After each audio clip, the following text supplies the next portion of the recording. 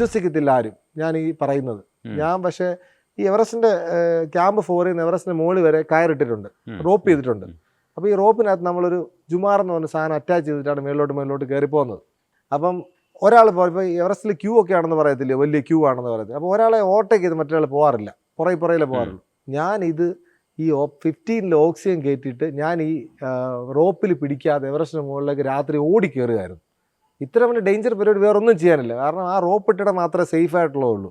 ബാക്കി സ്ഥലത്ത് എന്താണെന്ന് പോലും അറിയത്തില്ല. രാത്രിയാണ് പോകുന്നത്, -30 തണുപ്പാണ്. നമ്മുടെ തലയിൽ ഒരു ടോർച്ച് മാത്രമേ വെച്ചിട്ടുള്ളൂ. അപ്പോൾ ആർക്കും നമ്മുടെ മുഖം കാണാൻ പറ്റത്തില്ല, ഈ ടോർച്ചിൻ്റെ വെളിച്ചം മാത്രമേ കാണാൻ പറ്റത്തുള്ളൂ. ഈ സമയത്ത് ഞാൻ ഓടി കയറുകയായിരുന്നു മേലോട്ട്, എവറസ്റ്റിൻ്റെ മുകളിലോട്ട്. അപ്പോൾ എൻ്റെ കമ്പനിക്കാർക്ക് അറിയാം, എൻ്റെ ഡ്രസ്സ് കാണുമ്പോൾ പറയും ഞാനാണ്. അപ്പോൾ ഒരു അമേരിക്കക്കാരൻ വിളിച്ചു, what the hell are you doing ഷെയ്ക്ക് എന്നിങ്ങനെ ചോദിക്കുന്നുണ്ട്. പക്ഷേ എനിക്ക് ഈ സാധനം കിട്ടി ഭയങ്കര എനർജി ആയല്ലോ, അത് അവർക്ക് അറിയത്തില്ല. എൻ്റെ അസുഖങ്ങളൊക്കെ മാറി ഞാൻ ആത്മാവായിട്ട് ഞാൻ എവറസ്റ്റിൻ്റെ മുകളിലേക്ക് ഓടി കയറിക്കൊണ്ടിരിക്കുകയായിരുന്നു. അപ്പം എവറസ്റ്റിൻ്റെ മുകളിൽ 6 മണിക്ക് എത്തിക്കഴിഞ്ഞ് കഴിഞ്ഞാൽ എവറസ്റ്റിൻ്റെ നിഴൽ ഇങ്ങനെ താഴെ കാണാൻ പറ്റും, പിരമിഡ് ഷേപ്പിൽ. അപ്പോൾ അത് എന്നെ ഒരു ഫോട്ടോഗ്രാഫർ കാണിച്ചു തന്നിട്ടുണ്ട്. അപ്പോൾ എൻ്റെ മനസ്സിൽ വിചാരിക്കും ഈ 6 മണിക്ക് എവറസ്റ്റിൻ്റെ മുകളിൽ എത്തിയിട്ട് ഈ നിഴൽ കാണണം.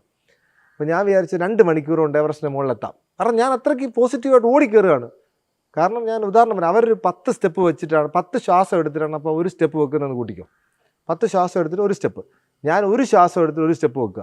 അതിൻ്റെ അർത്ഥം ഞാൻ അവരെക്കാളും 10 ഇരട്ടി വേഗതയിൽ എവറസ്റ്റിന് മുകളിലോട്ട് കയറിക്കൊണ്ടിരിക്കുകയാണ്. 2022 മെയ് 14 വെളുപ്പിനെ 2:30-3 മണിക്കത്തെ സമയമാണ് പറയുന്നത്. അപ്പോൾ ഞാനിങ്ങനെ കയറി എവറസ്റ്റിന് ബാൽക്കണി എന്ന് പറഞ്ഞ സ്ഥലം 8400 മീറ്ററിൽ. ഈ ബാൽക്കണിയുടെ താഴെ ഒരു 20 മീറ്റർ വെച്ചിട്ട് എൻ്റെ ഓക്സിജൻ സിലിണ്ടർ തീർന്നു. ഒരിക്കലും തീരാൻ പാടില്ല, കാരണം ഇവൻ ഫുള്ള് വെച്ച് തന്നുകൊണ്ട് ഞാൻ ഓടി കയറിയിട്ട് പോലും ഞാൻ അവരെക്കാളും 10 ഇരട്ടി വേഗതയിലായിട്ട് പോലും അവിടെ എത്തിയപ്പോൾ സിലിണ്ടർ തീർന്നു. ഓക്സിജൻ തീർന്നു കഴിഞ്ഞാൽ നമ്മുടെ ശരീരം ഇങ്ങനെ കാറ്റ് പോയ ബലൂണിനെ പോലെയാവും, നമ്മൾ തളർന്ന് അവിടെ വീഴും, പുറത്ത് ഓക്സിജനും ഇല്ല. ഈ വലിച്ചു കയറ്റിയ ഓക്സിജൻ എനർജി ഒന്നും പിന്നെ നമുക്ക് കിട്ടത്തില്ല. അപ്പോൾ ഞാൻ അവിടെ ഒരു 55-60 ഡിഗ്രി സ്ലോപ്പിൽ -30 വെളുപ്പിനെ 3 മണിക്ക് മെയ് 15 വെളുപ്പിനെ 3 മണിക്ക് മരണത്തോട് മല്ലിട്ടിങ്ങനെ നിൽക്കുക. ഞാനൊരു ശരീരത്തിൽ നിന്നൊരു അറ്റാച്ച്മെൻറ്റ് റോപ്പ് ഞാൻ അവിടെ അറ്റാച്ച് ചെയ്തിട്ടുണ്ട്. അപ്പോൾ ഞാൻ കുഴിയിലേക്ക് പോകത്തില്ല, ഞാൻ വീഴാതിരിക്കാൻ വേണ്ടി ഞാൻ സേഫ്റ്റി ഇട്ടിട്ടുണ്ട്. അപ്പോൾ താഴെ നിന്ന് വരുന്നവരോടൊക്കെ ഞാൻ ഇങ്ങനെ ചോദിക്കുന്നുണ്ട്, ഓക്സിജൻ ഉണ്ടോ എന്ന് ചോദിക്കുന്നുണ്ട്. പക്ഷേ ആർക്കും എൻ്റെ മുഖം കാണാനും പറ്റത്തില്ല, കാരണം എൻ്റെ മുഖത്ത് ലൈറ്റ് ഇരിക്കുകയല്ലേ, ഇരുട്ടാണ്, ആർക്കും ഒന്നും മനസ്സിലാകാതെ. എല്ലാവരുടെയും ഒരു സിലിണ്ടറിൽ ആരും നമുക്ക് തരുത്തുമില്ല. അപ്പം ആ സിറ്റുവേഷനിൽ ഞാനിങ്ങനെ എൻ്റെ ഇടത്തെ കൈയും ഇടത്തെ കാലും വലത്തെ കാലും മരവിച്ചു. വലത്തെ കൈ മാത്രമേ വർക്ക് ചെയ്യുന്നുള്ളൂ. എനിക്ക് മനസ്സിലായി ഞാൻ മരണത്തിലേക്ക് പോകാമെന്ന് മനസ്സിലായി. പക്ഷേ എനിക്ക് വിഷമങ്ങളും ദേഷ്യങ്ങളും ഒന്നും ഇല്ലായിരുന്നു. ഒരു വല്ലാത്തൊരു സിറ്റുവേഷനായിരുന്നു ആ സമയത്ത്. മരിക്കുമെന്ന് എനിക്ക് ഉറപ്പായി.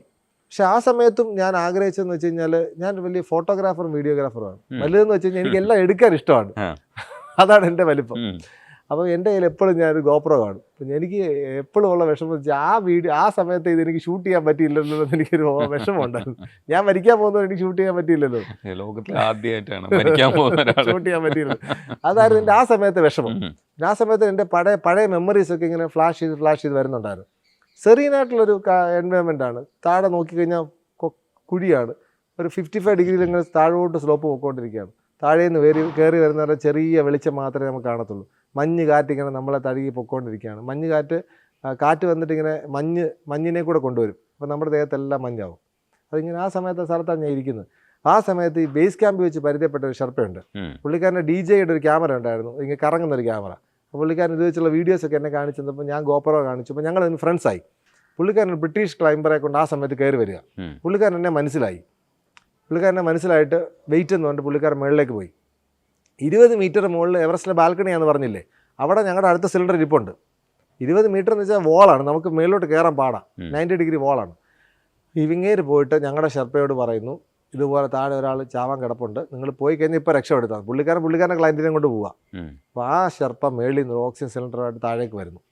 താഴെ വന്ന് എൻ്റെ അടുത്ത് വന്നിരുന്നിട്ട് ആർ യു ഓക്കെ എന്നൊക്കെ ചോദിക്കും. അപ്പോൾ എനിക്ക് വലത്തെ കൈ മാത്രമേ പൊക്കാൻ പറ്റത്തുള്ളൂ. അപ്പോൾ ഞാൻ താഴെ നിന്ന് എൻ്റെ ഷെർപ്പയെ പ്രതീക്ഷിച്ചിരിക്കുക. ഞാനിങ്ങനെ സൂപ്പർമാനായിട്ട് പറന്ന് കയറി വന്നുകൊണ്ട് ഷെർപ്പയ്ക്ക് എൻ്റെ കൂടെ പിടിക്കാൻ പറ്റില്ല. പണ്ട് സ്പീഡിൽ ഓടിക്കൊണ്ടിരുന്ന ഷെർപ്പ ഇപ്പം താഴെയാണ്. അവൻ്റെ കയ്യിൽ ഒരു സിലിണ്ടർ ഉണ്ട്, അത് വേണം എനിക്ക് തരാം. പക്ഷെ ഞാൻ പ്രതീക്ഷയ്ക്ക് താഴോട്ടാണ് നോക്കുന്നത്. കാരണം അവൻ വരും, ഓരോരുത്തർ പോകുമ്പോൾ ഈ ഷെർപ്പയുടെ മുഖമാണോ എന്ന് ഞാൻ നോക്കും. ദുഷ്ടനായ ഷെർപ്പയാണെങ്കിലും ഇവൻ്റെ മുഖമാണോ നമ്മൾ നോക്കിക്കൊണ്ടേയിരിക്കും. പക്ഷേ ആ ഷെർപ്പ അല്ല വരുന്നത്, മേളിൽ നിന്ന് വേറൊരു ദേവദൂതനായിട്ടുള്ള ഷെർപ്പ താഴേക്ക് വരുന്നു. ഈ ഷെർപ്പ വന്നിട്ട് ഈ സിറ്റുവേഷൻ വന്ന് എൻ്റെ അടുത്ത് ഇരിക്കുന്നു. അപ്പം അങ്ങനെ ഓക്സിജൻ സിലിണ്ടറും ഒരു റെഗുലേറ്ററും ഉണ്ട്. അപ്പോൾ ഇത് എൻ്റെ റെഗുലേറ്ററുമായിട്ട് ഈ സിലിണ്ടർ കണക്ട് ചെയ്യാൻ നോക്കിയപ്പോൾ പറ്റുന്നില്ല. മീൻസ് ഈ റെഗുലേറ്ററിൻ്റെ ത്രെഡിലും ഓക്സിജൻ സിലിണ്ടറിൻ്റെ ത്രെഡിലും -30 ഡിഗ്രിയിൽ ചെറിയ രീതിയിൽ ഐസ് ഘനീഭവിക്കും. ഇത് വന്നു കഴിഞ്ഞാൽ നമുക്ക് കൃത്യമായിട്ട് തമ്മിൽ കണക്റ്റ് ആവത്തില്ല. കണക്റ്റ് ആയാലും ഓക്സിജൻ ലീക്ക് ആവും. അപ്പോൾ അയാൾ 2 റെഗുലേറ്റർ ട്രൈ നോക്കിയിട്ടും പറ്റിയില്ല. അപ്പോൾ എൻ്റെ ശ്വാസം കിട്ടാതെ ഞാൻ ഇങ്ങനെ കിടന്നുകൊണ്ടിരിക്കുക. ശ്വാസം കിട്ടാതെ പെടഞ്ഞുകൊണ്ടിരിക്കുക എന്ന് ഞാൻ പറയുന്നില്ല, പക്ഷേ ശ്വാസം കിട്ടാതെ ഞാനിങ്ങനെ മരണത്തോട് മല്ലിട്ടുകൊണ്ടിരിക്കുക. അപ്പോൾ അങ്ങേര് എന്ത് ചെയ്തു, അങ്ങേരുടെ ഓക്സിജൻ സിലിണ്ടറും അങ്ങേരുടെ മാസ്കും എനിക്ക് തന്നു. അത് വെച്ചിട്ടാണ് ഞാൻ 20 മീറ്റർ മുകളിലേക്ക് കയറിയത്. അപ്പോൾ ചോദിക്കും അങ്ങേർക്ക് വല്ലതും പ്രശ്നമുണ്ടോ എന്ന്. ഈ ഷെർപ്പന്മാരെന്ന് പറഞ്ഞാൽ 5000 മീറ്റർ 4500 മീറ്റർ ജനിച്ച് വളരുന്ന ആൾക്കാർ.